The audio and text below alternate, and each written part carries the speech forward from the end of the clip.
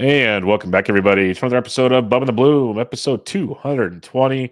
It's that time of the year, folks. It's time for Pockets of ADP. 5 episodes coming your way to get you ready from ADP 100 and beyond to navigate through your drafts, as it is a couple weeks left in draft season before we kick things off.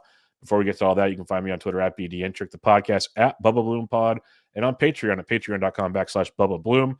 And my co-host, as always, on Twitter at RyanBHQ. Ryan Bloomfield, how you doing, my friend?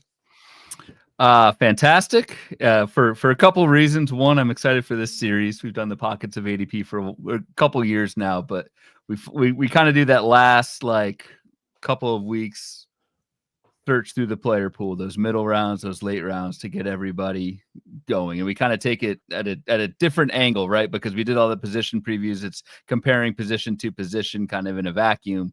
But now we go at it another way by looking at the entire draft in 50-round pockets to kind of see where you want to attack and when. So I think it's a good exercise for us and hopefully out there for you as well. Other reason I'm excited is we just started game planning our trip to Las Vegas, which, as Kevin in the chat here says, less than 2 weeks to Las Vegas LFG. Yeah. So we've got some fun stuff planned for Las Vegas. That's going to be neither of us are, well, yeah, we are drafting on Sunday, but neither of us are in the main event or the CLQ or anything like that, but we're going to be doing some fun coverage around that. So more to come, but I'm excited. Yeah, it's been pretty cool. Like the one behind the scenes I'll give, I guess, is the wonderful people at the NFBC. They're working with us because they want us to bring a lot of that excitement to the weekend. So we're trying to get some cool stuff planned out. Rob D will be doing the CLQ draft on Friday night, but we'll be around Friday and Saturday, bringing some coverage to it. It's not going to be live per se, but it'll be coming to your podcasting ears soon enough thereafter, whenever I'm available to physically do it. That's what I can't guarantee you, because I don't know what time we'll get back to the rooms every night and whatnot, but sleep will be a priority on that trip because I'm old and Vegas does not treat me the same way like it once does. So you'll get it soon enough, but it'll be pretty sweet. So quite excited. Yeah. We're worried about that Airbnb we're sharing. That's going to be I don't know that place. I'm sure those walls can talk, but it's literally going to be a place.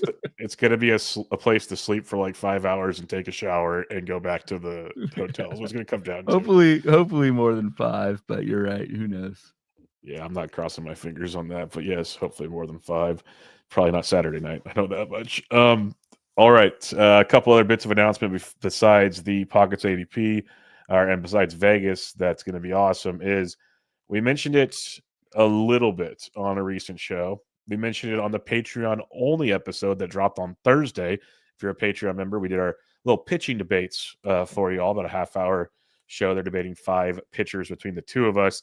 But what we did say on that show for sure is we're starting the Pockets of ADP tonight, and instead of 2 shows next week, Ryan, we're giving them 4 shows. We're covering all of the Pockets of ADP next week, and by the end of the week, you'll have all 5 shows banked for your final 2 big weekends of draft season beforehand, because in reality, if we did 2 shows a week, we wouldn't finish by the start of the season. Out of time.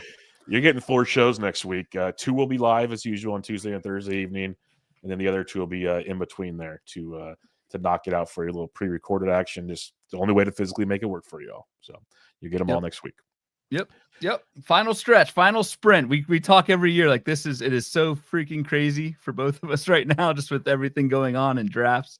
But it's temporary. We're going to, while we're in it, we're going to go all out. And then I know once the season comes, but it's just a different cadence during the season. It's a little bit more regular. So.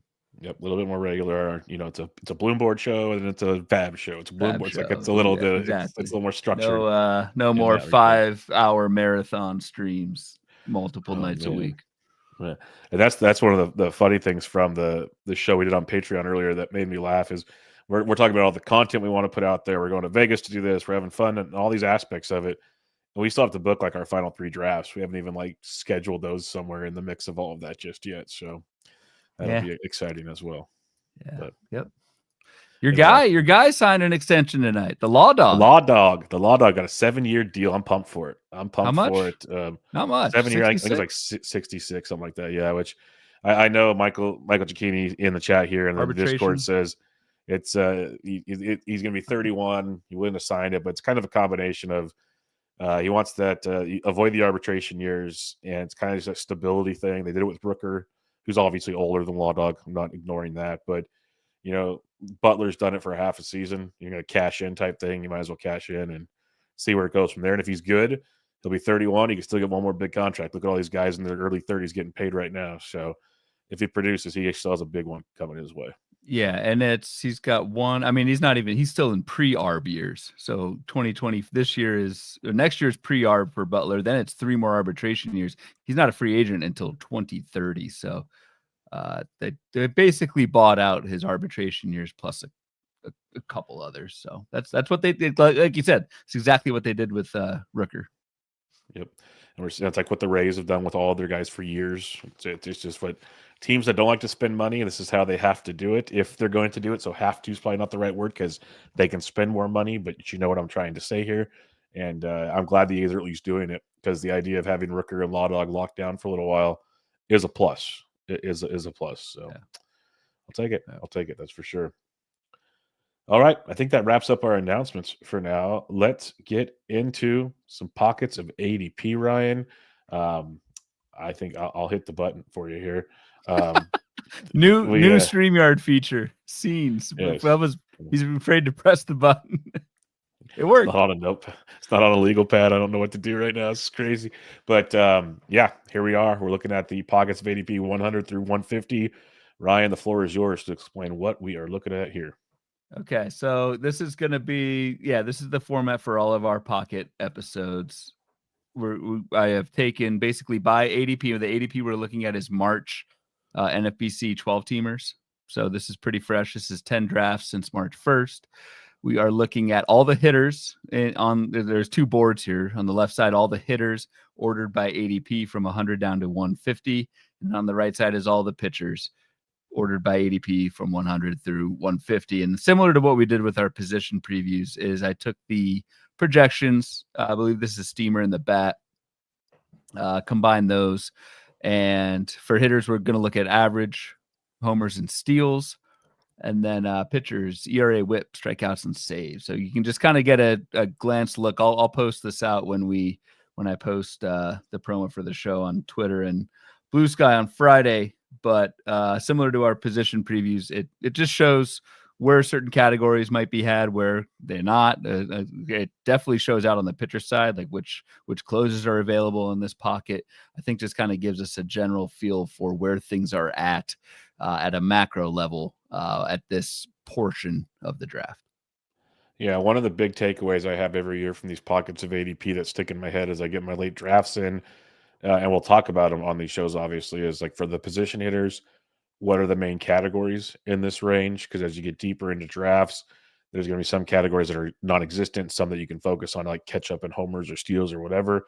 It also helps me categorize positions because we'll talk about, like when we do our previews, there's certain positions that dry up at certain parts, or outfield you want kind of 2 early, 2 middle, like at least like 1 late type ideas.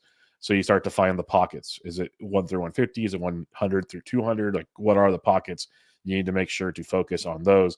And at the same time, it pivots to the starting pitching side of things where, we talk about these like kind of 2 to 3 globs that hang out in the pitching world. Mm-hmm. And so it tells you like, this is a really good glob for strikeouts, or this is a really good glob for the last remaining ratio guys. So maybe don't focus on hitters in this region and focus on the pitchers, so on and so forth as you're building your draft. Because it's like, Ryan always talks about you start in the, middle rounds is how you start to focus on the draft room and build things. And some people like to build backwards, so on and so forth.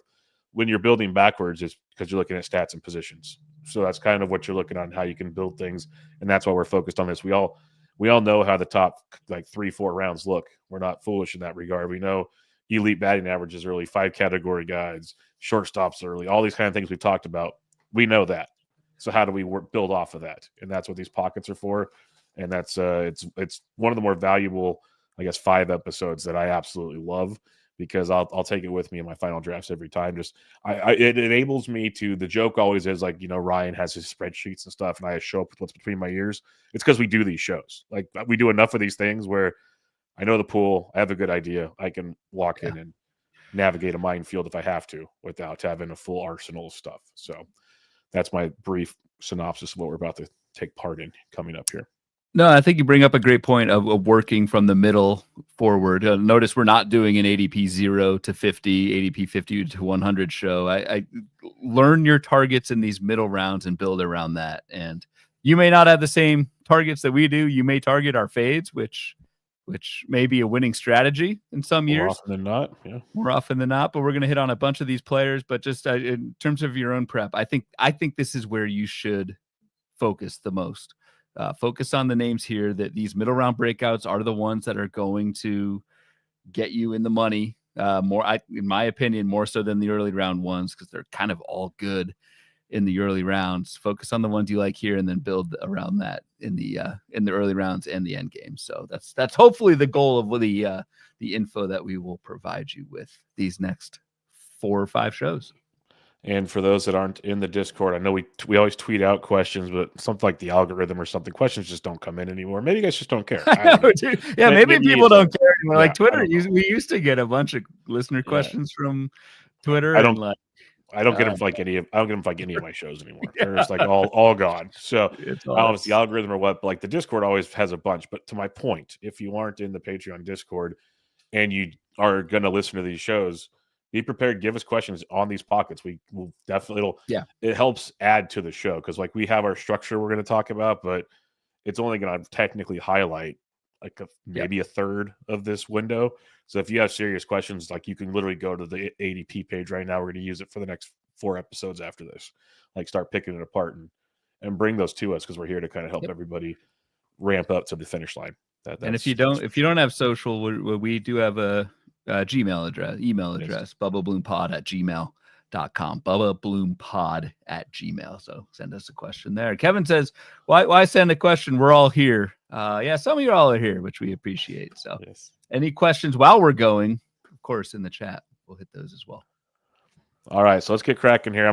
You have the picture, the board split up to hitting and pitching, which is very, very convenient, of course. So let's focus on the hitting side first, Ryan, as we always like to talk kind of takeaways when we look at this before we talk individual players here. And it's the beauty of the coloring makes it like highlight certain things right out the gate in these scenarios. So I'll let you have the floor first. What do you notice hitting wise when we look at this pocket of 100 to 150? So my biggest takeaway is you could kind of take the hitting board, look at the top half of it, look at the bottom half. It's Oregon Duck green for batting average at the top half. It's mostly Rare Steak red at the bottom half for batting average. And to me, that kind of goes along with what I've been saying. Really, we've both been saying this draft season. It is tough to get batting average later on. You can see that right around the 125 ADP mark, 125 and later with this group. You cannot find a good projected batting average outside of Stephen Kwan at a 137 ADP, Xavier Edwards at a 138 ADP, and depending on what you think of them, Ezekiel Tovar projected for 260, Tyler Stevenson projected for 255, which a catcher is good. But that's it. And I would even argue that Stephen Kwan and Xavier Edwards set you back in other categories, and then you start to get into that whack-a-mole game where, oh crap, I just drafted Xavier Edwards. I have a middle infield position projected for 4 home runs. Now I need power. So to me, that's the biggest takeaway on the hitter side, is that pretty much flip in projected batting average from good to bad pretty much halfway through this group, like right at ADP 125. So it's just more kind of ammo for me to say build up that batting average early, because it does give you more flexibility later on in these middle rounds. Yeah, and to add to that, there's power kind of throughout, like 15 plus home run power. You can find pretty much all these guys. So there's not really a power drain for most of it. Obviously, Edwards and Kwan aren't going to give you the power. A comment to your whack-a-mole thing. As we continue these episodes, it turns into whack-a-mole. So you kind of don't want to do it right now, is another part of what Ryan was hinting at here. You got like at least a lot of 4 category guys. Next episode or the one after, you have a lot of 3 category guys, and it just continues to go that direction. So that's the point, is you don't really want to if you don't have to. But again, one thing I'll preface for sure, is there's always a million ways to build a team. Like, I'm always anti Luis Ariz. We've seen guys with Luis Ariz win main events and stuff. Like, it's doable. It's definitely doable. Just not something I'm built for. To your point about the top half batting average, bottom half not so much. Steals are almost flipped. It's a lot more Rare Steak red on the top, and steals are on the bottom. So it's a lot of these guys that have, like, And to be fair, a lot of these averages that are rare stake red on the bottom are like 240 to 250. So it's not like they're complete drains. They're not great by any means, but they're not like bottoming out on you. They're not Shade Bangaliers hitting 220. But a lot of these guys give you 20 plus steals. Like you have Xavier Edwards, who's over 30 steals. You got Pete Crow Armstrong, Randy Rosarena, Anthony Volpe, Josh Lowe, even Bryce Turang, Jason Dominguez is almost at 20. So all those guys are 20 plus steal upside in this range as well. So again, it's the point. There's still like 3 or 4 category guys here. It's just which category are you sacrificing? Mm-hmm. And it goes back to, again, we're not covering the top 100 picks, but something you said a lot, I've said in many others, there's a reason we look for those high batting average guys early. And that's why when we talk like Ellie De La Cruz, it's like, yeah, he's awesome. But if he hits 260 again, now you get to this pocket of the draft, Mm-hmm. it makes it a lot harder to go take like a Randy Rosarena or some guys like that, where you could definitely fill those spots in if you go elsewhere early on type situations. So yeah, more stolen bases at the bottom, but it's a correlation to lack of batting average. Yeah, so I think and I've heard this elsewhere, like you can find speed later, especially since the rule changes and that sort of thing. And this does kind of show that it's just it comes with warts. And which warts are you okay with? Are you okay with a Bryce Turang, Stephen Kwan, Xavier Edwards type of wart that comes with that speed where you're not getting much average? Or I mean, there's Randy Rosarena, there's Anthony Volpe, Josh Lowe. They get you some power, might hurt you in batting average. But so just know, like, yes, you can get speed. And you even have options to like which wart you want to take on when you grab that speed in this group, which is also kind of a nice thing when you're building out a roster. And then on the flip side of this hitting thing, not statistically wise, and it took me almost 17 minutes, but this Catchers? is yes, there's 6 catchers in this range, and True. Yes, we're going to talk about one that you put down as a target because it's a player that I keep saying I want as my catcher too. Like it's one of like at very worst, he's my final catcher 1, but I want as a catcher 2, and that's Tyler Stevenson. He's at pick 1. He's ADP 150. Like in my perfect world, I am not drafting a catcher after this pocket. That's kind of how I want to leave drafts. Now I've taken Kyber Ruiz, I've taken Austin Wells. Like there's guys I've taken, but I'm emphasizing if you are a wait on catcher guy, I wouldn't wait too much longer for at least your first catcher in this range. That stands out in a big way. Yep. With Logan O'Hoppe at 135, JTR at 144, Francisco Alvarez and Tyler Stevenson basically 150. Yeah, I full agree. So that stood out as well. Anything else positionally that stands out? Yeah, there's a lot of corner infield early in the round, but yeah, no, not too much. Still good outfielders available at this point. I'm guessing maybe our next show, maybe 2 shows, we'll start talking about when that outfield cliff hangs. But outside of that, no, I think the catcher takeaway, unfortunately, since that's your jam, is the proper position to highlight with hitters. Kevin Hastings says catchers and K's on pitcher's side. We'll get to that in a second, but that's this range. And Michael Cicchini says Bubba sniped me on Stevenson and TGFBI. He's true to his word. Yeah, I say it time and time again. I'll put my money where my mouth is on these things, and I back it up for most of the time. All right, flip side, pitching. What are you noticing when you see here? Because there's actually still a decent amount of green, at least in certain categories. Yeah, I don't know. I struggle with how to tackle the pitching side. I guess we'll start with the relievers. There are, because it is so easy to see where the relievers are going in this group, there are 5 of them. So you've got Robert Suarez at 101, Jeff Hoffman 113, Tanner Scott 119, Trevor McGill 143, David Bednar at 146. I have beaten this drum throughout draft season. I don't really like, I don't want to say any of those guys. Like Robert Suarez, if he doesn't get traded, maybe I don't mind Hoffman at 113. Outside of that, I don't really like any closers going here. And again, this is just an example of analyze these middle rounds, dictate how that runs your first few rounds. That is why both of us really are taking one of those top 7 closers in almost every draft, because I'll speak for you. We feel this part of the draft for closers is pretty soft. Yeah, it's pretty rough. I will say you helped me out by making me a bloom board for ADP that we put on Patreon, and like Robert Suarez has been falling in drafts, which is interesting because of the trade rumors. Big time. Yep. Hoffman's on the way up, of course. Scott's been on the way up. McGill's falling. Bednar's been on the way up. There's been a lot of moving and shaking with closers over the last 2 months. A lot of moving and shaking. And so this is where, like Ryan said, it's soft. It's real soft. The top 100 has our our 6 or 7 guys we're good to go into battle with. Like you can see, Ryan Walker's not in this range anymore, and he used to be. So, Yeah. you need to get one of if you like to get the elites, you got to go early, and this is almost a range to avoid personally. And if for the relief pitcher twos, I think the next pocket might be more my wheelhouse. For that, I'm not opposed to a couple of these guys, but Hoffman I could live with. I don't love Bednar.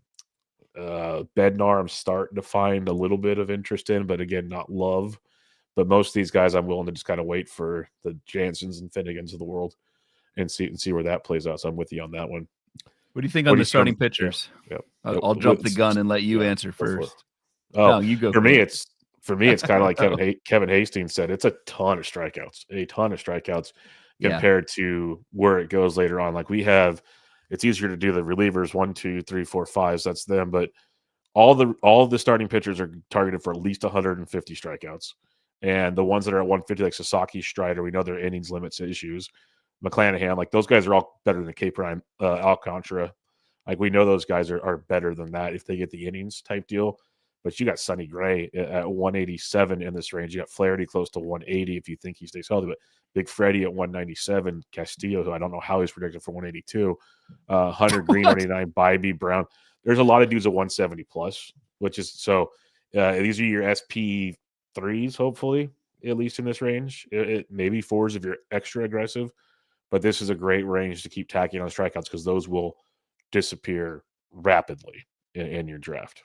Even at the bottom, Jared Jones for as many innings as you think he'll go. Jack Flaherty 178 projected. Carlos Rodon 189. I mean, if you could, I mean, I know Rodon is your guy at ADP 147. Could be a ton of Ks there. And I will say the caveat with starting pitcher projections. I've mentioned this before as well, but like there's such wide error bars, especially around like ERA and WHIP. I mean, trying to project that stuff is very difficult. So I do take the ratios at least with somewhat of a grain of salt to be like, well, there's not a huge difference over an entire season from like a 3.9 ERA to a 3.5. Like so much of that can just vary on BABIP and left on base and all that stuff. So, so that's my little spiel about starting pitcher projections. Yeah, and it is interesting because it's like the bottom third or ratios are much more rare stake red than the rest of the pockets there. Yeah, and we're talking like which would make sense as you go farther down the board. That's fitting, but like you got Gallen, who's been pretty decent in ratios through his career. Like if Jones, then it's a lot of what ifs. Like if Sandy's healthy, these ratios probably aren't right. If Jones takes the next step, like there's a lot of what ifs with the pitch ratios. To your point, you just made a second ago that it's one. And these starts count, but it's like one bad start. You do that bloom board every year. So one bad start could skew this entire projection. Where strikeouts you can kind of count on throughout the season for the most part. I know I've been taking my SP3 typically in this 100 to 115 range. And there's actually, that's another takeaway. Like there's a crap load of pitchers going from like 100 to 115. Tanner Bybee's been a target of mine. Luis Castillo, even though, you know, you shots fired at Luis Castillo every episode from you, is I think pretty stable yet slight declining. Logan Webb stable. Freddie Peralta I think is pretty stable. There's just a lot of stability at SP3. And then there are other starting pitchers where I don't think they're very stable, but hell, dude, there's a ceiling to Spencer Strider. There's a ceiling to Shane McClanahan. We'll talk about him later. There's a ceiling to Grayson. Never mind, not Grayson Rodriguez. Not anymore. Anymore. There's a ceiling to Alcantara, Brian Wu. Like there are if you want to embrace a little bit more variance at starting pitcher and kind of go with, we don't know which pitchers are going to get hurt, I'm going to take the best ones on a per inning basis. You have those options in this group as well. I have not been taking them as frequently as I have the old boring guys, because that's how I draft. But you do have kind of the option to go separate ways here with your SP3. And here's just like a thought out loud. And again, things can change when we talk about future episodes or whatever. But like looking at this pocket of pitching here, it gives you like the option almost to like go. I know it's not everyone's style, but I know I'm comfortable with it. This is partially why. Go much more hitter heavy, because then you look at this pocket here where we talk about losing batting average or other things for hitters. Go get a couple extra hitters early that you can trust, and maybe get an ace early if you want. But you could pepper 2 to 3 starters in this range before going to later starters and just don't do hitting as much in this range. If that makes sense out loud. Yep. And it could be an option. Again, you take starting pitching early for the quote unquote stability, but with injuries and other things, and there's a lot of ceiling guys in this range, like you mentioned. If you just happen to get 1 out of the 2 hit ceilings or 2 out of the 3 hit ceilings to go with your ace, and you took extra hitters early, it's a philosophy that could work, is what I'm trying to say. And that's one thing about looking at these pockets. It's not just looking at hitters and pitchers; it's looking at the whole party and how you can go. Okay, I want to focus on pitching in this range in the draft. I want to like whatever, and that's an angle you could go with just by looking at these ADPs right here. Mm-hmm. Yep. So. All right. Anything else to take away from the boards before we start talking some ADP battles, targets, fades, and the good stuff? No, yeah. Let's talk about some play. I mean, the general format of this is we're going to do some ADP battles, like basically similar type players, similar projections going around each other. Say who we'd rather, and then we'll talk about our targets and our fades. So we'll flip over to the more player centric portion of the evening. Our buddy Jason Wennick in the chat here makes me laugh. This makes me want to draft 4 bats, a catcher, and a relief pitcher in my first 6 picks. I don't think that's a bad idea, personally. I really don't. I know it's not for everybody, but I think you can survive. I really do. So, what else did we? I wanted to mention a couple of things. Britton Allen thinks Hunter Green and Freddie Peralta are league winners, and Kevin Hastings says I draft these pitchers more often in auctions because if I spend on hitting, I can get several of these guys to make up for no early pitching. It's a strategy I ensued as well, my friend. It definitely works for you. All right, ADP debates, my friend. So you have the board first. We each did 2 debates, and then again we'll do 3 targets, 3 fades each to go along the way here. But what is your first debate? So I try and group these guys in similar positions. I'm bending the rules a little bit with this one, but it's just interesting to see Alex Bregman and Vinny P. So they're both, we'll say, corner infielders.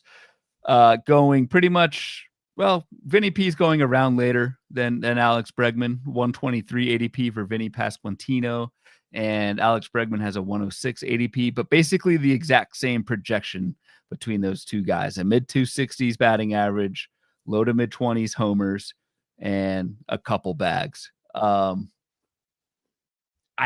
rather take Vinny Pasquantino. I think even with it, I don't know, first base, third base kind of equally start dying. I think I'd take Vinny P over Alex Bregman, but it's just an interesting dichotomy between those two on different sides of their career. Bregman has done this. Bregman can get his projection in his sleep. Vinny Pasquantino has not done this before. So you can kind of take it both ways here. Do you draft on the upside of Vinny P, or do you take the safety of Bregman? I still think I'm going Pasquantino, but curious your thoughts on those two guys because the projections see them as basically the same dude, even though they're on other ends of their career.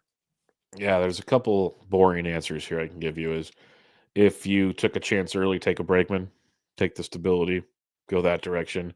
Because even for Vinny P, as much as I love him, and I'm going to pick Vinny P in the end of this argument, we still haven't seen him do it for a full season yet. He's had the shoulder issues time and time again. So I'll throw that angle out there if you want. With Bregman, the other plus, and again, I know this is a corner infield debate, should get middle infield at second base here as well, if you want to get real technical about it. So that's a plus going in Bregman's direction. But when it comes to Vinny P, this has been one. Gialdi was all about it last year, and it was going that direction until the shoulder injury again. But then he came back earlier than expected and still hit in the postseason, which was a big plus. He's had a full offseason. He looks good in that regard. Like, I'm not saying he's injury prone. I'm just saying it hasn't happened yet. But with Vinny P, I think there's more power to him, more power than Bregman. I agree they have the same projection. I think there's a better batting average for Vinny P. I think he's more of a 270 that could hit 290 just because he has such a good BABIP. He hits the ball on the ground a lot, which does hamper the home run potential. But I think there is another batting average level to him compared to Bregman, where Bregman's just like a 260, 265. Like, that's what you're going to get. And it's great to have to just write that down. But I think Pasquantino has that upside. He's already shown he can drive in 100 RBIs. The top half of that Royals lineup is insane. Not saying Boston's isn't. But Vinny P will be stationed hitting cleanup pretty much to do that damage. And it's just a lot of it's the upside, the unseen of Vinny. We know the skill set's there. Can we get a full season of Vinny Pasquantino being Vinny Pasquantino? And if we do, what's to say he can't crack into like 27 home runs, driving 115? Exactly. I think right. If you're playing for ceiling, Vinny P almost wipes the floor with Bregman personally. But if we're just going off projections and what we've seen so far, that's where it becomes very even. Yep. Agreed. Yep. You nailed it. So yeah, that's where I'm at. So yeah, sorry I cut you off there at the end, but oh, hey man, you're making good points tonight. Are you okay? Everything fine over there? I told you I had a nice big dinner tonight. So big dinner. So you're just kind of tummy's happy. Celsius is cracked. I'm brain's trying just to like locked not in. sound too nasally because my allergies are going bananas right now, and I feel like my head's about to explode. So we're rolling right now. So that's why you're making sense to me. Okay, that makes sense. Yeah, I can't think. I'm thinking clearly because it's all tight. I can't jumble things around too much. It's like laser focused up in there to get things out.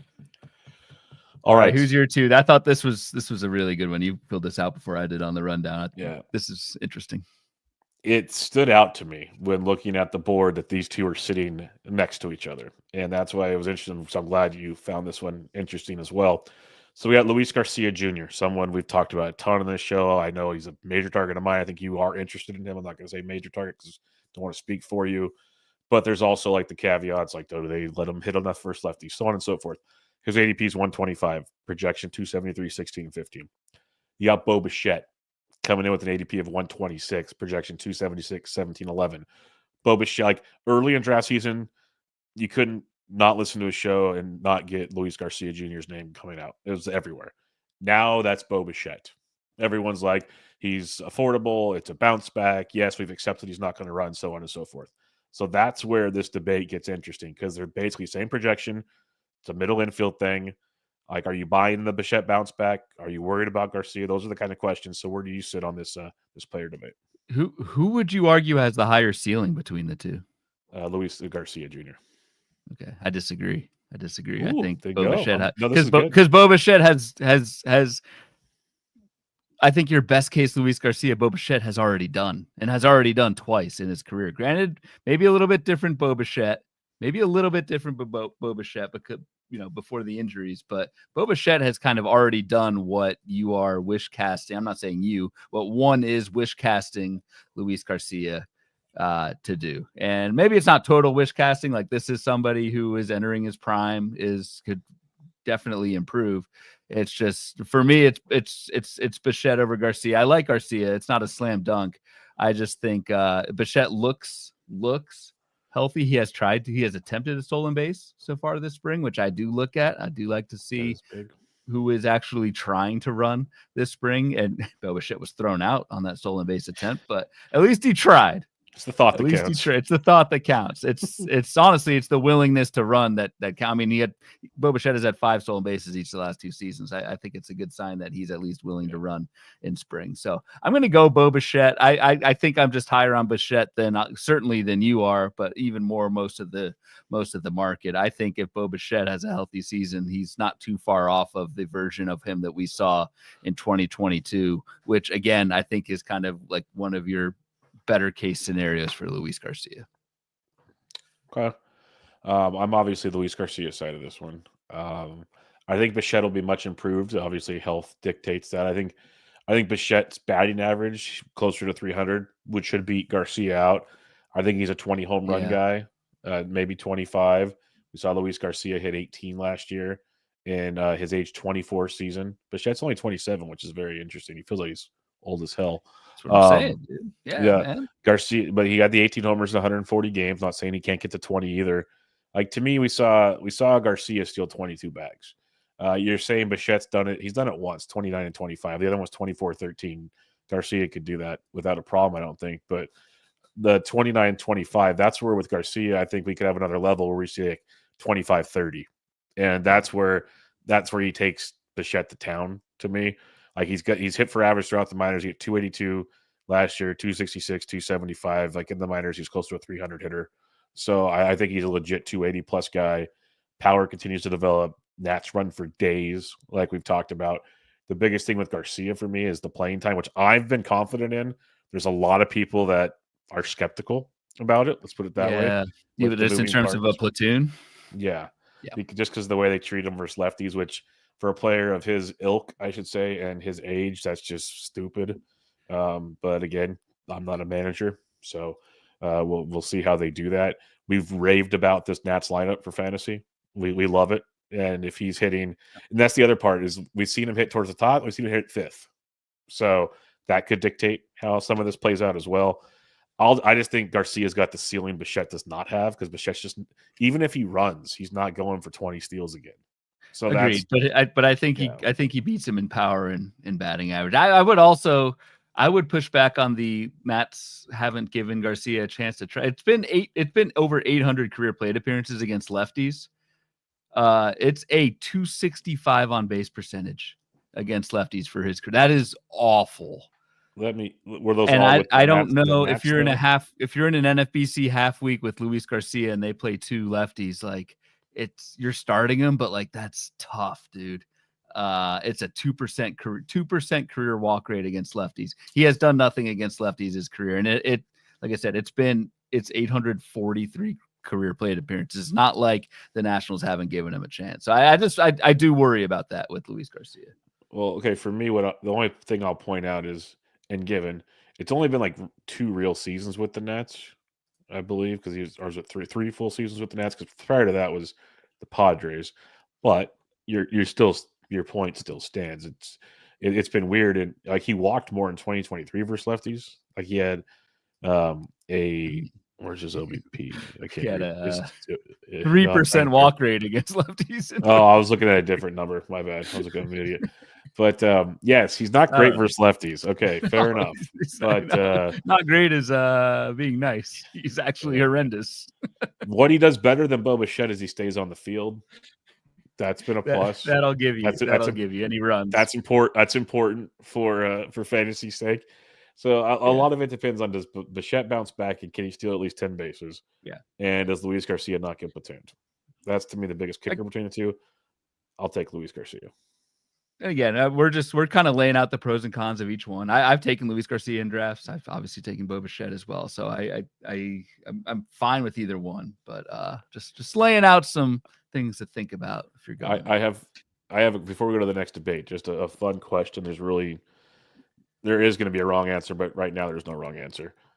The Bichette hype train has been pretty ridiculous of late. Like it's up there. So like right now his ADP is 126. How high do you think that goes by the time we're in Vegas? I don't think it goes that much higher. Okay. Honestly, is the hype train, like I don't know. Maybe I'm not as tuned in. Yeah, everywhere is getting a ton of between social media and podcasts, you hear his name mentioned a lot right now. Interesting. Yeah, should listen more. But I just don't know if there's like Bichette's. I don't know. He's not I feel like pitchers are going to get pushed up, and then that's true. There's only so much room for hitters to get pushed up. So Bichette's February ADP was 131 in RotoWire OCs. So maybe it's been a last few days thing, but I don't know. I don't think it goes up much more. All right, fair enough. What's your next player debate here as we head to the mound? What did I do? Okay, this one's interesting. I don't really have a firm take on this one. I just figured we'd talk about it. It's two pitchers going basically at the exact same price, ADP 122, 123. Both kind of ended the season injured. It's Sonny Gray and Justin Steele. Sonny Gray is older. Sonny Gray looks healthy this spring, but did end the season with, I think, forearm inflammation, or at least that's what the Cardinals said, and didn't make his last start. Where I believe for Steele it was forearm elbow as well, but Justin Steele did come back at least at the end of last season, and I think has already been anointed the Game 2 starter in Tokyo. So just interested to see what you think on those two guys going right next to each other and basically the exact same projection. I know I have drafted a ton more Sonny Gray than Justin Steele. My thinking there has been I wanted to see what Justin Steele looks like in spring before I go there. But I'm starting to lean Steele a little bit too as well. Yeah, I think pretty close to you on this one. I've been a Gray guy all over him last year. Been in on him so far this year. I have a lot of SP3s on my roster. Being Sonny Gray, I feel like he just brings a very, very good floor when he's in the rotation, like back-to-back years of, I believe, over 180 innings, which is impressive because he missed the start of it. I was 166 last year because he missed the first month with that, like, is it knee injury or something. It wasn't elbow, Yeah, shoulder hamstring. related, Hamstring. hamstring. Yeah. But, Yep. but they 166. The strikeouts were back up. The ratios are great. Every single year, he pretty much has great ratios, which is a massive plus. And I think between the strikeouts, the ratios, and more often than not, the inning stability of the last couple of years, I've been leaning Sonny Gray. I'm with you. Justin Steele's been a guy I've been a huge fan of in recent years. But and last year he had like the hamstring injury, and then he had the late season arm injury that he never really like. He came back but didn't come back. If that makes sense, he threw like an inning Right. here, an Yeah. inning there. Like doesn't really do it for me. So that's where I've been taking a lot of Gray. But I'm with you. Like watching, and this is where it gets bad. Is you watch a couple Steele spring outings. They've already said like after the first outing, they're like, "Yep, he's our game 2 starter." Like they're cool with him. Makes me wonder if Which I'm means not giving. something. Yeah, it makes me wonder if I'm not giving Steele the love I should be giving Steele. Right. Exactly. That's kind of where I'm leaning too. Like I that's don't what want I'm to saying. The way you opened it up, I'm like, I'm with you basically. Yeah. I mean, you don't want to read too much into like spring training results or anything, but I do look at like, is this pitcher pitching healthy? What's the team saying? And if they're saying Justin Steele's going to start in Tokyo, like they must feel pretty confident that his arm's okay, unless they're just completely full of you know what, which they may be. I don't know. Well, let's remember the Dodgers named Sasaki the game 2 starter and not so fast anymore. But Wait, what? Something happened to Sasaki? Oh yeah. A couple days ago, they said that he's not guaranteed to get the start because he's ramping up a little slower than expected. I didn't. Basically, he had that start the other night. If he has like 1 or 2 more good outings, he could get back into it, but he's not guaranteed it right now. Huh. Interesting. Yeah. So I picked Gray still here, but I agree. I probably should be giving Steele more love in this scenario. Yeah, but really, you're drafting Jared Jones later. We'll talk about him. Oh, we will talk about him. That is for darn sure. And I'm glad you're on board with that too, because it's a young player, and usually you're not with me in that kind of lockstep. All right. The last one I have here, this one also felt pretty interesting looking at this one. And it's 2 outfielders. You got Pete Crow Armstrong, who everybody loves. He's having a pretty darn good spring, all things considered. His ADP is 142. And then you got Randy Arozarena coming off a down season with an ADP of 144. A guy I know you drafted recently. That's just steady. Even when he hit for a horrible average, is still a 2020 guy. Like you can just pencil in 2020 and just pray he hits for a decent average. So where do you sit on these two? Do you got the steady Eddie in Randy, or do you have the up and coming guy that it depends on where you read on what you should expect from PCA? Yeah. Gee, I wonder which profile Bloomfield's going to take in this one-on-one. The boring veteran. I mean, yeah, dude, I am taking Randy.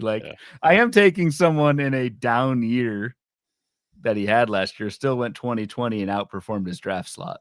Like, I'm going to take that every single time. I know he's in Seattle. It's not the best park in the world anymore, but I'm betting on a pretty firm bounce back for Randy. I'm taking the over on his 237 batting average. Randy Arozarena has been a target of mine throughout draft season, and PCA I have not ended up with. I just the question with I think PCA is that kind of late power. Is that going to hold, or was that just like a 1 month fluke? We don't know. There were some swing changes to kind of back that up, and I get why folks are kind of banking on at least some of that late power to carry over into 2025. Could certainly be the case, and PCA out hits his 15 home run projection. Like it's not that hard to see that happening, but it's just for me, it's the track record of Arozarena. He's not even that old yet. No, he's not. And to get him off of a down, this is someone who is pretty consistently a top 60 pick going at 144, and I will take that all day. And like the other thing that stands out to me is a couple things. First off, everyone's talking about PCA's growing. He's hitting the ball well, but still not really any power in spring. So he's not showing like Arizona's where balls go to fly. Like that's part of it. So you haven't really seen that. But if you're just a projections drafter, like some people are, PCA has a batting average of 242 to 237. He has 7 left homers and 3 more stolen bases. Like Randy's projection is just better than PCA if you want to do the boring approach to it in that regard. Yep. And I'm with you. The other last factor I'll mention is PCA is supposed to hit 9th. Randy's hitting in the middle of the Mariners order. So like run production alone, Randy's got an upside there, given we know Justin Turner would support the fact the Mariners lineup's not great. But that was such a classic quote. I love that, man. Yeah, Speak the burn truth, it Justin down. Turner. Burned it down. That was glorious. That's veterans are allowed to do that. When you spend as much time in the dugouts as he has, he gets to. Rookies, not so much. Veterans, he's allowed to burn it down. That's fair. But Kevin with a very astute point in the chat. Every year, I need to do that again this year.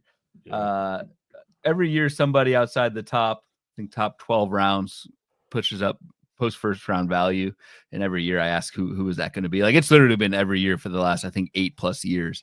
And Kevin says PCA is the potential answer to that question if the power that we saw late from PCA carry over, because the speed is there, the playing time's there. Yeah, certainly understand that that range of outcomes. Yeah, I got somebody later on the show I'll talk about that could be that guy as well. All right. Anything else on that debate? I think that one was pretty cut and dry, but I just wanted to mention it because they are right next to each other, which stands out quite a bit. Good call out. Yep. All right, let's go to our targets. We got 3 targets each here, Ryan. So let you kick things off here. I almost took this guy. I think he's a very, very viable option here. And if I take someone you like, take him. I can pivot to something else. I know I filled a lot of this out before you did. Yeah, whatever. I woke up this morning and my back was feeling good. I stretched it out. Felt good. So I've decided to, not too much sitting on my computer today, working, moving around a little bit, staying loose. So it just felt in the mood to take some Christian Yelich at ADP 105. I know the back issue is still lingering and may linger throughout. Everything that Christian Yelich has said and done on the field so far this spring, and this is a spring performance that I'm looking at, not really for the stats. I don't care what we all know. Christian Yelich can wake up and hit. It's how does he feel after games? Is he playing in the field? And so far he's checking all those boxes. Now the back injury, sure, could come up later in the season. We don't know what a full 162 game season will do, but did get it taken care of with surgery in the offseason, is healthy now. And I think most importantly, Christian Yelich is a very good batting average source that's not going to hurt you in any other category. And as we kind of mentioned at the top, another round or two, that player does not exist anymore. So I am, it's a little early for me to start taking risks at pick 105, but I have been doing it with Christian Yelich so far since I've seen him in the spring. So, Yep. I love that pick. Love it. And then it just keeps coming out better and better. He's hitting regularly. He's played a game. He's in one of my news I'm working on. It's either coming out tonight or tomorrow. I haven't decided yet because it's kind of just enough news to maybe do another show or not. I don't know.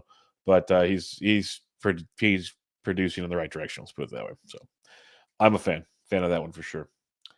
A fan that I know I'm a fan of, or a player I'm a fan of. I think you can kind of get behind this as well. It's Bubba Burgers himself, Jake Burger.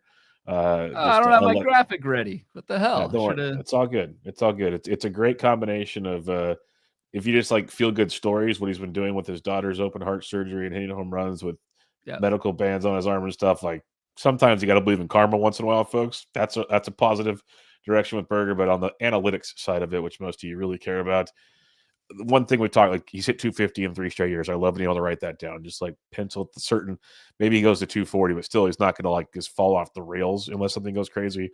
He's going to hit you 30+ home runs. Run production numbers should be huge this year in that lineup. I saw some stat. I don't have it. It was in spring training, and again, it's spring training stats, but the Rangers are leading in hits, home runs, RBIs, and runs scored this spring as a team. And that could be a lineup that just goes off. Yes, like night in and night out. And there's the Bubba Burgers for you right there. So it's one of those, like if I can get a piece of that and I don't have to pay a lot for it, like I'm a big fan. Plus first base, third base eligible gives you that flexibility because you talked with Vinny P. There's guys that the position kind of starts drying up quick.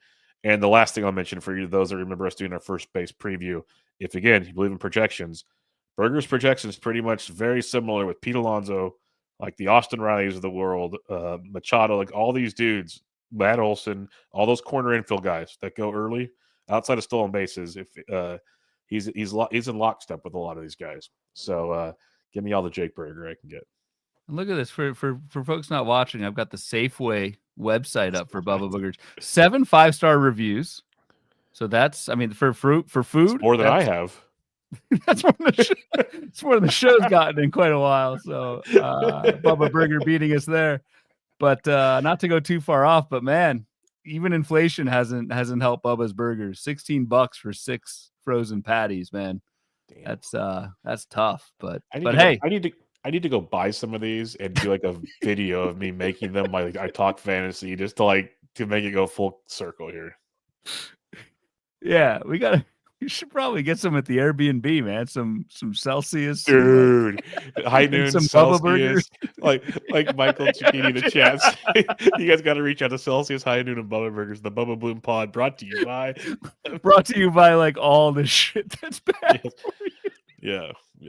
That would be hilarious. Oh, see us all swagged out someday with like hats on. It'd be like a High Noon shirt, a Bubba Burger hat, and like some Celsius shorts or something. Dude, it'd be bad deal. Oh man, you hit the wrong. Oh yeah, we're back to this. I got to get back to the show at hand here. If I can even find it. I got it.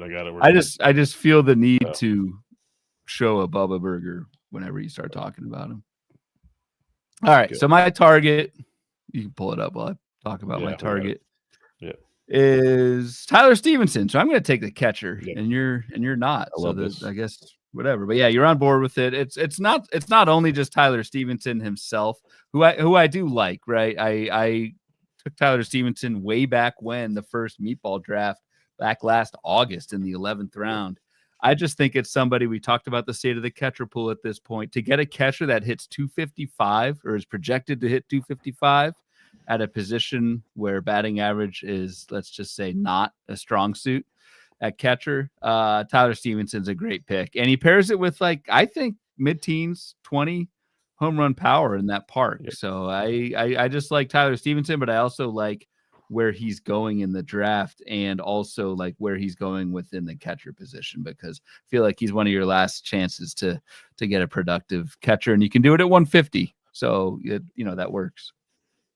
Yeah, but I think he brings a really good floor to the catching position with the ceiling, like you mentioned, with the power and stuff. So I love what he brings to the table, obviously. And I'll be honest, when you took him in that meatball draft, we joked about it, but that opened my eyes to digging in on him. That's what my kind of 2025 Tyler Stevenson love began, was going that direction. And then when I wrote up all my catchers for the Black Book, and I'm like, hey, wait a minute, this guy's actually pretty darn good. And it went from there. So fully on board with this one. It's just, if you can put together a full season, I think we're going to see don't know if I want to go top 5 catcher season, but a guy fully welcomed in the top 10. Like, there should not be a debate about that, because he's right around number 10 right now. Yeah. So, and Kevin brings up a good point. Couple years since the concussion issues, which is, great news for Stevenson, of course, but that stuff can linger too. So yeah, let's see that long-awaited breakout full season from Tyler Stevenson. I think this is the year. All right, you mentioned you mentioned PCA as one of those guys outside the top 12 rounds. I think Jason Dominguez could be one of those guys as well. Like, I know this might be the easy answer for many, but which means it probably doesn't happen. But I think we know the skill set's pretty undeniable with Jason Dominguez. Like, we've seen it throughout the minors. How does it translate? Like, they're talking about leading him off. That would obviously be a humongous boost with that Yankees offense. The dude got 2020 written all over him if he plays a full season. If he clicks into new gears, you go Jackson Chourio and really bust out type thing. That's my point. I think he's got that ability to do the Jackson Chourio kind of lift off. And Jackson Chourio's just outside the first round right now. So I think when we look at Dominguez next year, this is one of those dudes that a lot of it comes down to, will he get to play towards the top of the order? Can he get the batting average up just enough to be productive? Because I think the power and speed's fine, and he could score a ton of runs in that offense. So I love Jason Dominguez. I think he's a great third outfielder or fourth outfielder if you're getting frisky. I just took him as my third outfielder in TGFBI. I want to get shares of Jason if I can, because I guess this is one of those breakout guys that you don't have to pay a premium for just yet. Yeah, it sucks because I have not taken Jason Dominguez in a single draft yet, and I feel like I'm going to miss out on that. Like, maybe it doesn't work out, but like at 132, if you've built a pretty strong, consistent core, you can take that shot. I mentioned taking a shot on like Christian Yelich's health. I think you can take an equivalent shot at Jason Dominguez for it all coming together for him in 2025. And I think the playing time floor seems pretty safe. Yeah, maybe the batting average isn't there, but like I think the speed could be massive. Dude can fly. Yes. Yep. And you love the lineup. It's like a good 2030. hit 260, 20-30 with 100+ runs scored. Like, that seems very doable. And who knows? Injuries, like if he's in the top half of that lineup at some point. Well, right now he's leading off a lot during spring. Like, they've talked about leading him off. You've been hanging around with Curlin too much, but yeah. Hey, that'll happen, unfortunately. No, it's a good point. It's a good point. Who's your last target in this range? Switching, just thieving from you. I know you're a big Tanner Bybee fan. He is the top, the earliest ADP in this group, but I think deservedly so. I think you're getting a rare combination of a really good floor with Tanner Bybee. I think he's one of the more consistent pitchers in the pool, given the volume and the age combination that we've seen from Tanner Bybee. I mean, the last 2 seasons, 163 innings, 174 innings, minors included, age 25 season. Tanner Bybee has shown he can do it in the majors, and who's to say he can't take an age 25 step forward, like on a team that knows what they're doing with pitching. So I just think you get a awesome combination of strong floor with not really a boring pick, like somebody who I think could be a top 60 pitcher this time next season. I don't think he's like ace, but doesn't need to be at pick 100. I think if you have Tanner Bybee, even if you wait on starting pitching and take Tanner Bybee as an SP2, if you back him up with like another guy in this tier with a Logan Webb, Freddie Peralta, you're going to talk about Jared Jones as your SP3. I think Tanner Bybee's a perfectly fine SP2 in 15 teamers. So I love the price. 100%. I said it during our SP preview shows when we talked Tanner Bybee that he's on that trajectory. Like, if you're stealing from the Guardians playbook, like you mentioned, they know how to develop pitching. This is what Shane Bieber did, folks. Like, it was a slow, and then boom, he's an ace. And the reason I like to also not just the team compare it to him, it's something I pointed out last season when I dug in and started planting my flag on Tanner Bybee. Everyone says his fastball's horrible, and it is, but so is Shane Bieber's. Like, this is how they pitch. They taught Bybee how to basically locate it more and then utilize his dominating off speed stuff. That's what development of pitching does. And that's why I agree with you. I think Bybee is one of those pitchers that easily could take the next step this next year. And if he somehow throws 180 plus innings, you could be in for a big boy season out of him. And that's pretty good at ADP 100. I'm with you there. And his fastball is really not even that bad. I mean, it got better last year. It got better last year. 11% swinging strike. That's like average, or a little bit better than average for a 4-seamer. And he threw it for strikes, 34% ball rate. Like what's the usage? Do you have that in front of you? It was 43% usage last year, down from 47. So usage just a little bit less, but it's good pitch. I mean, average pitch. Yeah, and it's a lot of it's just location with him. It just comes down to location, which is Bieber to a T. That's what Bieber was.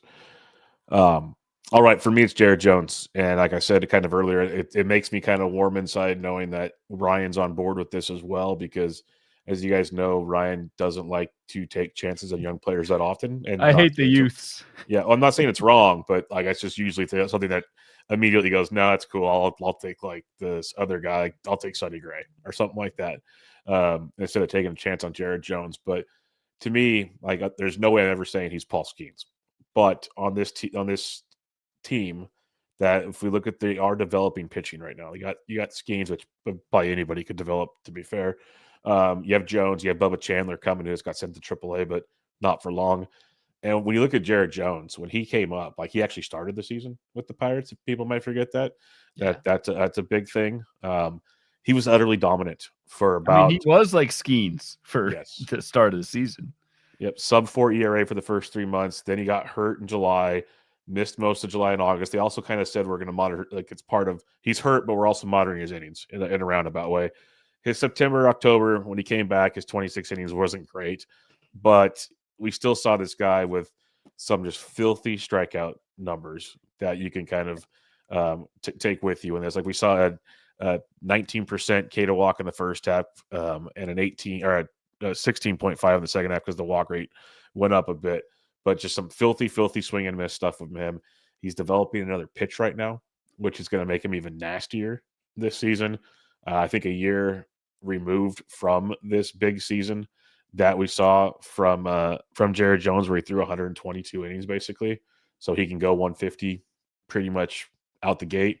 Massive strikeout upside, ratios should be pretty good. Like I love this potential ceiling play from a guy like Jared Jones. He could be another guy that right now we're talking about with an ADP of 141. He's easily close to top 100 pick next year. I don't see how he couldn't be. Like, he could be a top 80 pick when all things are said and done. So he's got that ability to just jump off the page. He could be a top 40 pick. Yeah, he could. He's got the stuff. Like him and Jones together, and if Bubba Chandler does anything, like this Pirates team better spend money on bats next year. At first, when I looked at Jared Jones, and I have changed my tune since I dove in, I saw someone who missed like 2 months with a lat, came back and wasn't that great. And I was like, I don't know, that scares the hell out of me. But Ray Murphy had made this point he wrote the forecaster box for Jones, also made this point on HQ Radio. Yeah, Jared Jones, once he came back, didn't really throw that many innings, threw his worst pitch more often when he came back. And I think the point can be made that it was just kind of like a spring training for Jared Jones. Just try and develop, try and work on your curveball. It doesn't matter. The Pirates were out of it. I don't care if you get blown up. Just try and throw your curveball more often. And if it gets hit, it gets hit. Whatever. We'll try again with your actual arsenal again next season. And I just think I need to look past those things for the potential of that first half Jared Jones being who he is. And again, if that happens, sky's the limit. So. Yeah, like you mentioned, Michael Giacchini says he was working on his change in his curve in September. Right. Like, I think he was just kind of messing around with stuff and seeing what works and doing that in major league games. So you can look at the skills and be like, oh, they weren't that great, but like dig a little bit deeper into what Michael's saying. It's like, yeah, that checks out. A combination of working on the pitches, and he also got 30 more innings to give him to 120 on the year. So like it's a combination of things there, I think, to really get it going. And Kevin Hastings says, Jones, I drafted him in the Vegas Live main last year. Everyone stared at me. Vlad asked, in the rotation question mark? I said, it sounds like it is to me, and was announced on Monday after. That's got to feel good. Nice. That's got to feel real good. Especially in person. Yeah. Yes. That's got to feel pretty dang good. That next Monday it pops off. That's pretty sweet stuff there. Yeah. Yeah. Yes, Vlad in the rotation. Yes. All right. Let's talk about some fades here. Ryan, we'll kick it off. I think people by now should know we're fading these people, but who do you got? Yeah, I'm not going to spend too much time. I've made my case against Tristan Casas, but just for those who maybe are new listeners, whatever, Tristan Casas going in at ADP of 133 based on like a good half season. I'm not totally over the fact that he couldn't swing a bat for much of last season. It felt like a car crash in his body, his words. I just don't know if that goes away. And I think it's a price, very, very big price to pay for somebody with a very generic vanilla profile of low batting average, good power. And you add on the injury risk with that. I think Tristan Casas is going too early in drafts this year. Yep. I'm with you on him. Like, there's a world where I think we can all admit he could be just an absolute monster, but I think that percentage is a lot lower than the bust percentage in this one. Mine's pretty simple. I'm going to keep just pounding the don't draft Will Smith button. And I thought you were back in on the guy, dude. What the hell? No, I said he's getting closer. I said I'm getting closer to being back in on him. But the big reason now is like, so he's got the ankle injury. He's got a knee injury. They flat out said they want to give him more rest. You start giving guys more rest. His counting stats weren't off the charts to begin with. You start giving him more rest, it becomes way more just basic to me. And that's my concern with Will Smith. So again, if I'm wrong, I'm wrong, but haven't been that wrong on him that often. So I'm gonna keep fading Will Smith and draft Tyler Stevenson later. Well, and I was just going to say that I just talked about Stevenson, but you've also got Shea Bangaliers and you've got Logan O'Hoppe. You've got I still like JT Realmuto. I know you and Ben talked about him for a little bit today. There are other options at catcher if you don't like Will Smith or if you're concerned about Will Smith. It's not like he's at the edge of a cliff at the position. There are good alternatives going after Will Smith. So Yep. Who's your next fade? Because it's a fade for me as well. I gotta switch all these tabs. Oh, Xavier Edwards. Really for me, Xavier Edwards, I think, is somebody. So you can see in the projection here, it's bright green for 280 batting average, 33 bags, but it's 4 home runs. This goes back to my whack-a-mole thing. Like, it's just really hard. You need to average. Do I have the team tracker up? No. In the team tracker that I have available for the patrons, you need to average in a 15-teamer 21 home runs per player, and that includes catchers. It's even harder in a 12-teamer. It's 22, 23 home runs per player. And then obviously the associated like RBI that go with that. It just Xavier Edwards sets you back so far in that you really need to. You can do it. You can make it work. You just really need to kind of plan out what you're doing in the power department and go from there. So for that reason, Xavier Edwards, pretty big fade for me. Yep, I'm with you 100% on that one.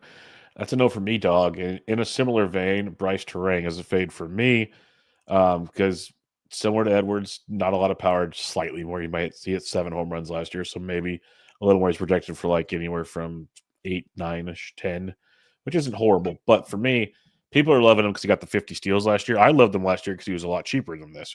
They got the 50 steals last year. Projections have him for 35. That's already a massive bump to kind of bring him down to another level.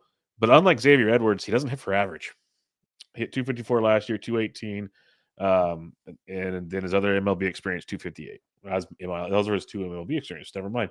He hasn't hit for average. Projections have him for 250-ish. And that's just an even bigger bust. Like if I don't like Edwards already, or at least hits for average, I can't get behind Terang at all.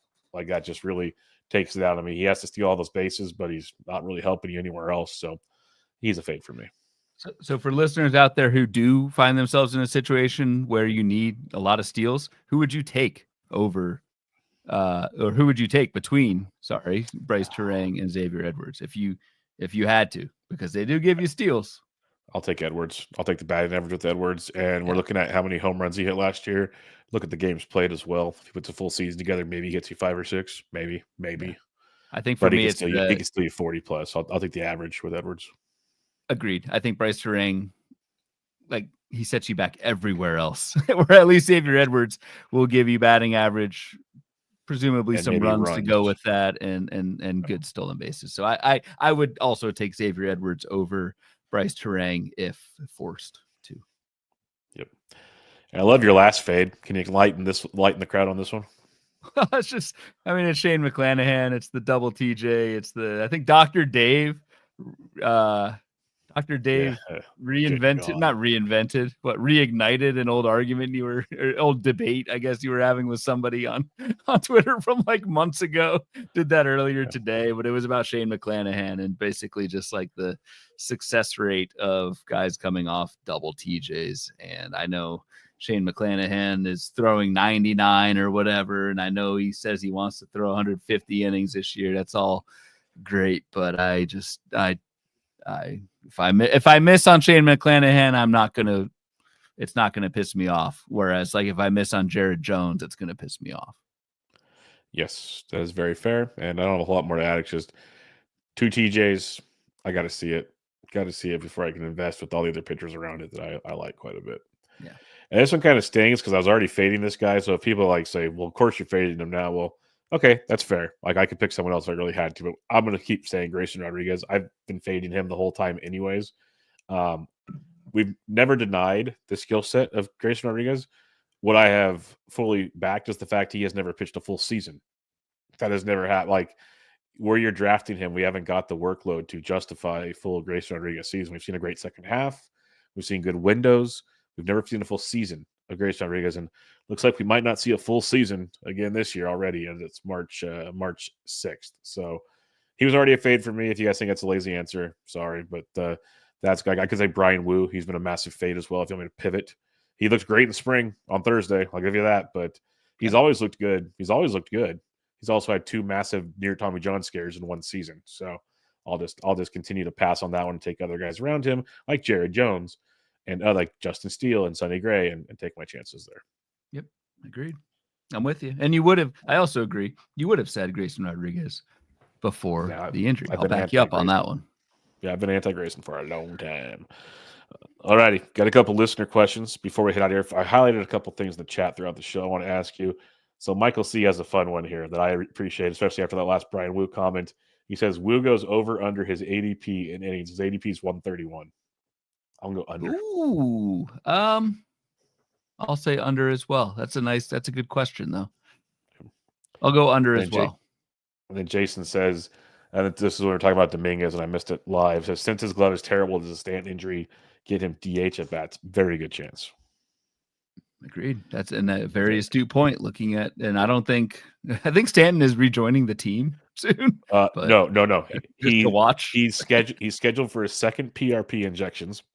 Second PRP injections, plural, because he has 2 elbows getting them. And after the injections in New York, he's supposed to fly to Tampa Bay to begin his rehab process. And I think it was to Sal or like Jason DuPont or somebody on Twitter says, "Will his elbows be good enough to lean against the rail?" That was so good. Likely a DuPont comment. Yeah, it was the perfect comment. Yeah. All right, listener questions from the Discord, and I got to navigate here because we had guys asking each other questions while we were asking us. So this is that's how the Discord goes, man. It's I'm not knocking it. I'm just like I got to No. navigate for a second here. Yeah, because like the first 4. Okay, from Jim or JM1000 says, "Are Luis Garcia's homers and steals from last year repeatable? If so, Garcia, ADP, or Simeon? So, do you think the power and speed's repeatable?" We'll start there.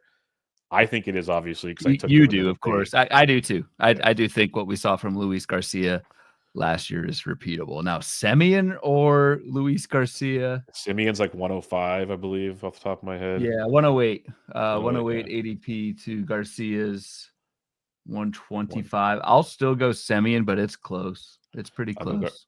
I'll go Garcia. It's not that I don't like Simeon, but no, I don't blame you either. Yeah.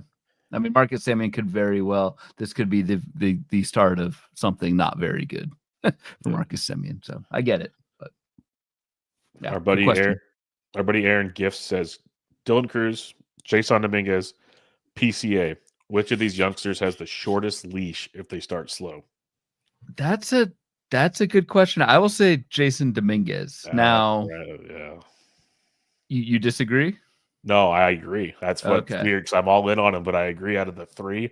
Like I feel like Cruz and PCA. Maybe, but I don't know. Yeah. I'll add that like I also think that if they start slow offensively, I also think PCA has the best chance to start slow offensively. So but as the question is phrased, if they all start slow offensively, I think Dominguez has the shortest leash, just being in that environment. Yankees, like Dylan Cruz, like the Nationals, I think you're going to play Dylan Cruz for as long as they can. And PCA, if he starts slow offensively, he's an elite defender. I think he's got some leash there as well. So yeah, I think I'm with you on that one. I'd probably rate it as Dominguez, PCA, Cruz. Like Cruz's feels like pretty locked in. So maybe he's got the shortest leash. Yeah, I think like Cruz would really have to suck for a while for the Nationals to be like, all right, pull the plug. Kevin A says, has Bichette gone from fade to target? No, he's gone from target to target. I'm still not there just because the next pocket of no, it's not against Bichette. The next pocket of ADP, I like 3 shortstops in. So I've kind of skipped Bichette here to take a second baseman or a pitcher or something. So I don't think I even have a share of Bichette yet. From target to bullseye, he's gone from. There you go. BP says, sounds like Sandy will get the Chicago White Sox crochet treatment from last year. How does that affect him? Except it's the opposite. They're going to ramp him up slowly so he can pitch all his innings at the end instead of pitch all his innings and then do nothing at the end. So it's a little different. But it's I mean it's the same, but it's just the order of it I guess will be a little bit different. But it's a good point because if you're just we haven't talked about Sandy at all. He is in this group, right? Yep, he is. The hell is he? 135. Yep. Yeah, we can all look at how the velocity looks this spring, how great everything looks, and that sort of thing. How many wins can Sandy Alcantara presumably get in Miami? Like honestly, especially with this news that they're going to crochet him at least early in the season. So like you may go 2 months without a win from Sandy Alcantara, and that matters. And is Sandy going to be throwing? I mean, the beauty with Sandy was he goes 8-9 innings if he's pitching well. And yeah, you could have 3 runs of support and still get the win that way. Is Sandy going to do that again in his first season back? I don't think so. So like, even if Sandy pitches 6 innings, gives up 2 runs, how often is that going to be a win in Miami? Like this dude may only get like 6 wins, and that matters. Especially at this point in the draft. 100%. Yeah. I mean, I think that's like a big deal. Like, so if I just I'll just to make an example of that, like in my little spreadsheet here, if I give Sandy 12 wins, 115 innings, 12 wins, he's the number 39 starting pitcher according to, according to whatever projections. If I drop that down to 7 wins, Sandy goes from the number 39 starting pitcher to the number 69 starting pitcher without changing anything else in his projection, innings, ratios, whatever. Those lack of wins, I don't think that's being talked about at all. I think it's a great question, especially with the news that they are going to crochet him. Yeah, I was very in on Sandy before the news. I'm definitely not as excited anymore for a couple of reasons. Not just the wins you mentioned. It's just the adage. Like, I'm not saying he's going to get hurt, but any pitcher can get hurt. I want that guy, if he's healthy, throwing out the gate. I don't want to toy with it. I don't want to risk anything. Like, I want to get maximum value once we start, because any guy can get hurt at any moment. He's coming back from an injury. I don't want him to be like getting 3 innings, getting hurt. Give me like 6 if he's going to get hurt. Like, you know. Well, what I mean? remember last year, Crochet, like people were cutting him. People weren't starting because he was only going 3 to 4 innings. So are you going to draft someone at 135 and you're not going to start him for a month or two? Tough. Like, that's the same as a stash. Yeah, you're basically stashing him. Exactly. That's what I was like, because I remember I cut Crochet in some 12s. Like, it's tough. It's real tough to roster that when you need wins. It's like, if you're in an overall competition, you like can't draft Sandy. If they stick to the rules. If they stick to the rules. I agree. And I think the Rays haven't said this, but I wouldn't be surprised if the Rays do the same thing with Shane McClanahan. They should. Like, in reality. So. And I think you see like Sandy throwing this hard. Yeah, he can throw the hard for 3 innings. That's fine. Like, that actually works. So it definitely has got me not as excited about Sandy as I once was for fantasy. That's for sure. Yeah. Great Last question. Yeah, very good question. Last question we have here from Ben Tidd, and this is a tongue-in-cheek, and Ben can just go sit on the sidelines after this. Yeah, dude. Why is Sonny Gray's ADP 122?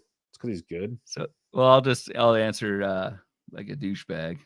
So ADP stands for average draft position, and so 122 is the average of when he's been picked in drafts in the time range that we're looking at for this sheet. So in 10 drafts on average, Sonny Gray has been taken at 122. So that would be why his ADP is 122. That's we love Ben. That's statistician on statistician crime right there. That's what that just was. That was. So Ben thinks that's late. Is that correct? 122. I think. Or do we not know? That's too early. I don't think he's too early. I don't think he's a Sonny Gray guy. I could be wrong. I don't think he's a Sonny Gray. I could be totally wrong. I could be misreading. I could forget something we talked about. I do a lot of shows, so I apologize. I answered his question straight up. So I answered why his ADP is 122. Yeah, you definitely did. All right. Well, that'll do it, my friend. We're going to wrap it up there. Any final thoughts as we finish Pocket 1, 100 through 150? No, I think we covered it well. I'm probably not taking a closer here. I'm probably taking 1 or 2 of the starting pitchers that we liked. But like you said, Bubba, probably focusing on bats and trying to get some of those last few good batting average guys that don't hurt you in other categories, while probably also trying to grab my second catcher in this group as well. That would be kind of the general game plan for me from 100 to 150. Yep, some definitely good pitchers to take right here and get your catching taken care of for sure. That would be priorities in this range. We'll be back with you guys next week for 4 episodes. The rest of the pockets, 4 pocket episodes will get you 150 through 300 and beyond coming up with you guys next week. Hope you guys all have a great weekend. Make sure you follow Ryan on Twitter at RyanBHQ, the podcast at Bubba Bloom Pod, and on Patreon at patreon.com/Bubba Bloom. I'm Matt B. Dendrick, and until next time, this is Bubba the Bloom episode 220. Catch y'all later.